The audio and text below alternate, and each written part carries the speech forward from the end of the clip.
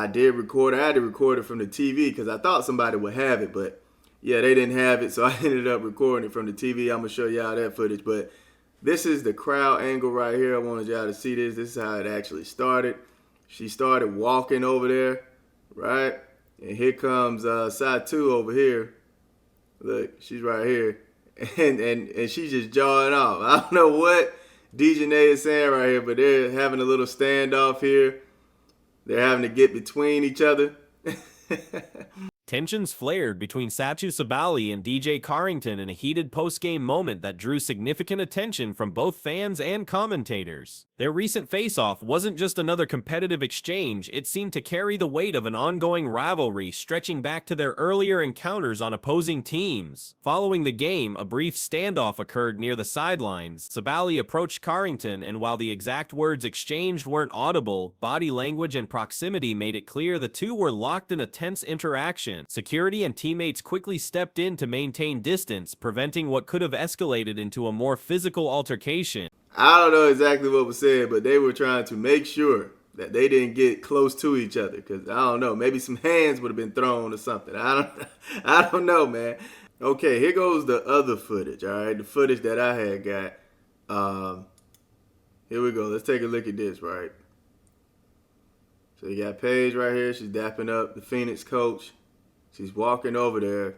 Footage captured from multiple angles, including fan-recorded videos and crowd perspectives, show the full sequence. From one angle, Carrington can be seen moving across the court, exchanging words with Sabally, who appeared unfazed. Their interaction caused a visible stir among onlookers, with many shifting attention away from the celebration to the brewing confrontation. As this unfolded, other players tried to defuse the situation. Paige Buckers, seen congratulating members of the Phoenix coaching staff, briefly intervened, possibly in an attempt to shift the attention away. Sabally, however, remained vocal. Carrington continued attempting to confront her while teammates attempted to usher her away from the scene.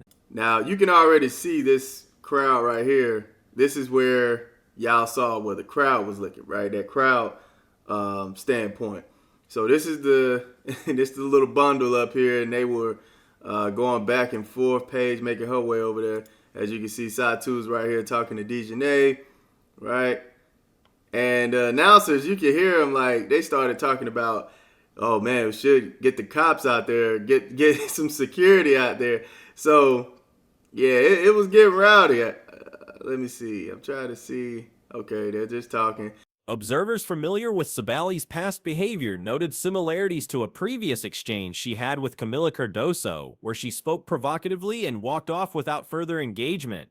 This time, the approach was no different. While Sabally maintained her ground, Carrington appeared visibly upset, even brushing aside cameras directed toward her. During this commotion, announcers reacted live, questioning if security presence needed to be heightened given the intensity of the scene. The crowd's response was mixed, some stunned, others trying to catch footage of the moment. K-Cop bringing her over. Look, Satou still talking. She's still talking. Look, Dijonai trying to make her way over there. Now, if y'all ever saw Satou go at it with Cardoso, she did something just like this, where she talked, she'll say something, but then nonchalantly just walk away and act like nothing's happening, right? So, look, Dijonai, she's still trying to get over there and start talking to her. Look. At the same time, Borkers remained cheerful and unaffected, greeting fans and teammates as the Mercury celebrated their win. Her demeanor stood in stark contrast to the conflict happening nearby. Another teammate, Paige, subtly attempted to redirect cameras away from the scene to reduce media attention on the confrontation. The tension reached another peak when Carrington circled back for a second attempt to engage Sabally. Despite attempts to calm her down, she remained visibly frustrated. Teammates and staff continued stepping in to prevent the situation from escalating further. Look, she don't even want the camera in her face. Look, she pissed. Oh my goodness. What are y'all talking about out here, man? Why are you coming at that girl? It don't stop there, though. It don't stop there. Watch this. Look, Paige Becker's trying to be a good teammate. He blocked the camera. Telling her, hey, can you get the camera to go that way? Look, AT, she just trying to say what's up to everybody because she happy she won. Look, she just smiling and saying what's up. Nelissa Smith also got involved, possibly defending Carrington or clarifying what was being said. While Smith insisted it was just verbal back and forth, the tone and body language told a more aggressive story. Even commentators speculated whether a physical altercation was imminent, with some voicing concern over the need for increased intervention. Despite the incident, the game itself ended with the Phoenix Mercury clinching the win. Their current record now stands at 7-4, reflecting a strong performance across the season. Meanwhile, the Dallas Wings fell to 1-10, raising concerns about their ongoing form and season trajectory. She don't care about none of that, man. Look, hey, Satou's still going at it. Look, listen, like, nah, look, just calm down, calm down. It's not over. Here come Dijonai again. Look. Here she come again. They're literally trying to go at it, man. What in the world? K-Cop trying to calm everybody down. Oh, my goodness. I don't know what was said, man, but one key highlight from the game was the standout performance of Paige Bueckers, who continues to play at an elite level. Her composure both on and off the court added a layer of contrast to an otherwise emotionally charged ending. In a game marked by standout individual efforts and struggling team dynamics, several key takeaways emerged. One of the most notable was the dominant performance by Paige Bueckers. Displaying efficient scoring and all-around effectiveness, she delivered 35 points while converting 13 of 19 attempts from the field. Her shooting accuracy extended beyond the arc, where she made 5 of 7, and she was nearly perfect from the line, hitting 4 of 5. In addition to scoring, she contributed with 6 rebounds, 4 assists, 1 block, and a steal, clearly asserting her presence on both ends. Satou trying to be all about that smoke. She want that action. Look, and then you see Nelissa, she, you know what's going on with Nelissa. You know what's going on. She's speaking up for her, you know.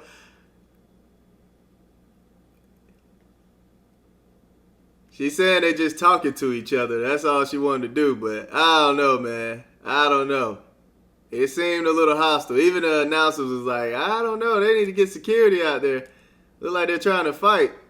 What set this performance apart was Bueckers' shift in mentality. She played with intent, signaling a leadership role on the court. Her assertiveness redefined the flow of the game as she took control of possessions and became the primary shot creator. In contrast, Arike Ogunbowale struggled, managing only 10 points on 20% shooting from the field and missing all 4 three-point attempts. This lack of offensive output highlighted the need for consistent leadership, something Bueckers appears more capable of providing. Other teammates also failed to find a rhythm. Carrington went 0 for 1 from beyond the arc. On the defensive end, there were moments of effort, with both Ogunbowale and Carrington collecting 1 steal each, but overall execution was subpar. Tierra McCowan was one of the few bright spots with 5 of 7 shooting, 2 steals, and 5 rebounds, offering a modest contribution. So the Mercury ended up winning the game, man, and I know some people wanted to see that footage, so I was like, all right, let me just go back and record what happened, because I couldn't find it on the internet at all. So yeah, a little back and forth at the end of the game, but Mercury ended up pulling it out. They're 7-4 right now, still looking like a deadly team. And the Wings dropped to 1-10. Main thing I could pull from this game for y'all, man, is Paige Bueckers looking like Paige Bueckers. All right, that's the main thing that I can pull from this game. The overall style of play from the Wings lacked structure and chemistry. Offensive sequences often ended in missed layups, and ball movement appeared stagnant. Bench production remained limited. Nelissa Smith had a quiet 17 minutes, making just 1 of 3 shots. Maddie Siegrist and Jasmine Charles combined for 26 minutes, and only 1 successful field goal between them. These numbers reflect a deeper issue with offensive spacing and bench reliability. Team shooting percentages underscored the offensive woes. 26% from three-point range and 43% overall from the field. Free throw efficiency also dropped below competitive standards, failing to cross the 80% mark, further evidence of a struggling offensive system. Her and Satou Sabally had a powerful exchange after this game, and you already know Phoenix put the beast on Dallas. Dallas, one of the worst teams in the league. This should come as no surprise, bro. But one thing I can tell you is Dijonai Carrington behavior is starting to look a little spooky, bro. At this point, bro. On the other side, the Phoenix Mercury presented a more cohesive and well-rounded performance, while Satou Sabally remained the focal point, delivering 20 points on 7 of 15 shooting. It was the effectiveness of the supporting cast that truly elevated the team's performance. Sabally added 9 rebounds, 2 assists, and a steal, playing a central role in both scoring and rebounding. Among the standout contributors was Leonie Fiebig, who connected on 4 of 7 three-pointers and added 14 points and a block to her stat line. Her presence on the perimeter opened the floor and added another layer to the team's offensive strategy. Other rotational players such as Liz Dixon and Michaela Onion were quietly contributed across the stat sheet, reinforcing the team's depth. Alyssa Thomas produced a quick double-double, tallying 11 points and 10 assists on 50% shooting. Something has to be done. I mean, the WNBA is literally allowing her to bully, attack, say whatever, do whatever she wants to any damn players.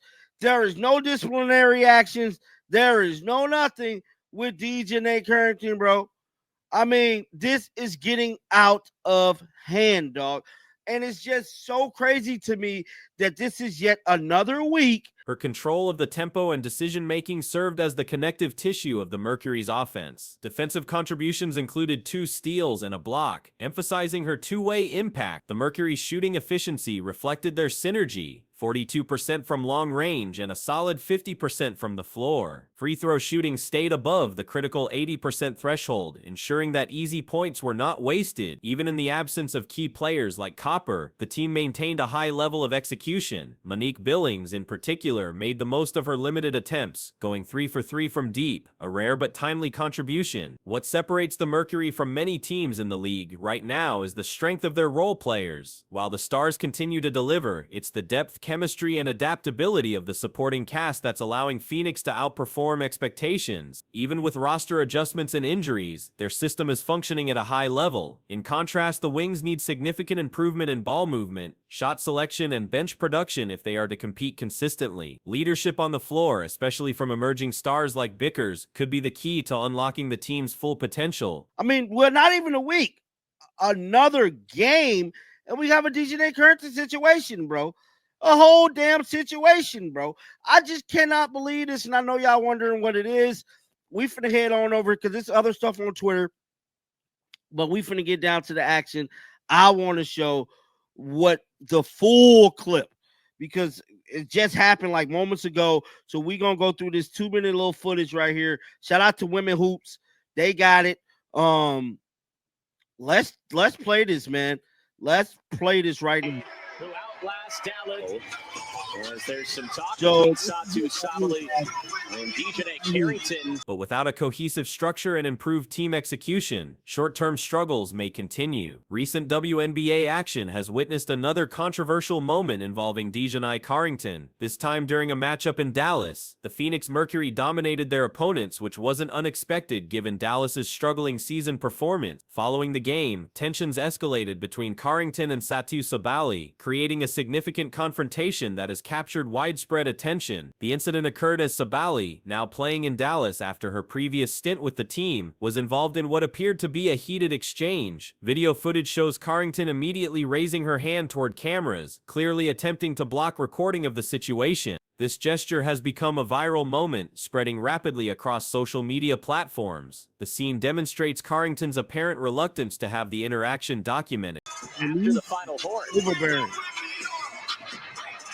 Let's see. Watch this, guys. So that's Satou not into the game with 20 points. so. Shows 9 rebounds. So right here, this Satou Sabally, right? So Satou Sabally is in Dallas. Now we all know she used to play for Dallas. And Alyssa Smith also became involved in the altercation, appearing to support Carrington's position during the confrontation. Multiple individuals, including coaching staff member Kurt Miller, attempted to de-escalate the situation and restore calm to the scene. The incident represents another addition to Carrington's growing list of controversial moments throughout the season. Critics argue that league officials have been insufficient in addressing her behavioral patterns, suggesting that disciplinary measures should be implemented. Observers note that this type of drama has become increasingly frequent, raising questions about player conduct and league oversight. The confrontation occurred shortly after the game concluded, with emotions still running high from the competitive matchup. Social media reactions are expected to intensify as more people become aware of the incident. The footage captured shows clear tension between the players, with security personnel notably absent from immediate intervention. The Mercury's dominant performance on the court was overshadowed by this post-game controversy. Dallas's weak season record made the game outcome predictable, but the aftermath created unexpected headlines. You know, I was simultaneously watching the Aces game as well, trying to see what was going on in that. So I was watching that more so than watching this game. But from what I was seeing, Paige Beckers, man, she was going off 13 for 19, 5 for 7 from the three, 4 for 5 from the free throw. She had 35 points, 1 block, 1 steal, 4 assists, 6 rebounds, man. Got to give it up to her. Got to give it up to her. Now, the thing is, Paige Beckers. League officials may need to address this situation given the public nature of the confrontation and its potential impact on the sport's image. The incident highlights ongoing concerns about player behavior and appropriate consequences. Smith's involvement alongside Carrington suggests potential alliance formation, which could influence future team dynamics and interactions. The players arrived together, indicating their coordinated approach to the situation. This controversy adds to the WNBA's challenges in managing player conduct while maintaining competitive integrity. The league's response to such incidents will likely influence future player behavior and public perception. The confrontation between these prominent players demonstrates how quickly situations can escalate in professional sports environments. Post-game emotions often create volatile conditions that require careful management. Video evidence shows the intensity of the exchange, with multiple parties attempting to restore order. The incident's timing immediately following a competitive game contributed to the heightened emotional state of all involved. Media coverage of this event will likely expand as news outlets pick up the story. The viral nature of the camera-blocking gesture ensures continued discussion across various platforms. Professional basketball's emotional intensity sometimes spills over into these types of confrontation. The incident serves as another example of how competitive sports can generate off-court drama that captures public attention.